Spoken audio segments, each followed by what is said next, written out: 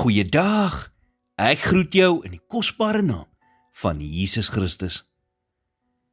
Het jy al gebid oor 'n situasie in jou lewe en jouself bevind waar jy wag vir 'n deurbraak? Gewoonlik voor God vir ons deurkom, is daar altyd 'n wagperiode.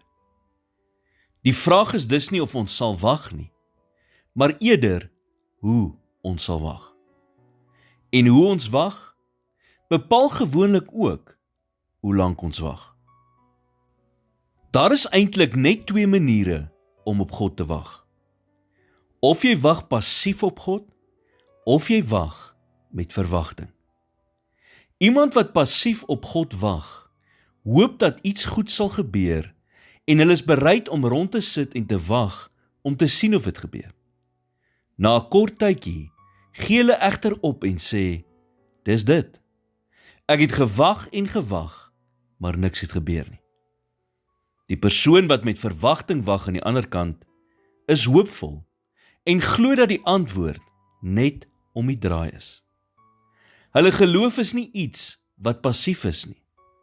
Hulle hart is vol hoop en hulle verwag dat hulle probleem enige oomblik opgelos sal word.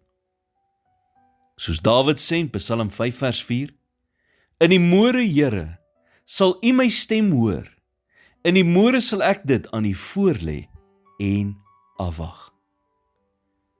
Om met verwagting op God te wag, is amper soos wanneer 'n vrou swanger is. Sy dra die belofte van 'n baba binne in haar, en al kan sy dit nie sien nie, weet sy, dit is daar. Die oomblik as sy van haar swangerskap hoor, begin sy beplan vir haar baba se aankoms.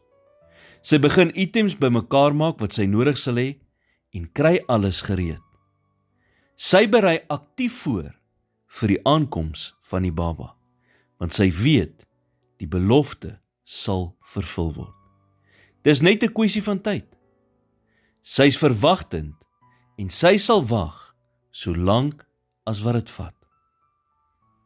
Sodra ons God gevra het om 'n vraag te beantwoord of om 'n probleem op te los, moet ons gretig op sy antwoord wag. Soms bevind ons onsself in so groot gemors, dat dit eintlik moeilik is om jouself voor te stel, dat jy nog 1 sekonde langer kan wag.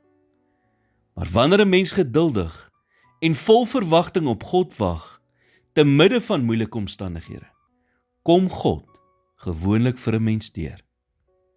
Moet dus nie moed opgee nie, moenie ophou glo nie, bly vol hoop en verwagting. God se krag is onbeperk.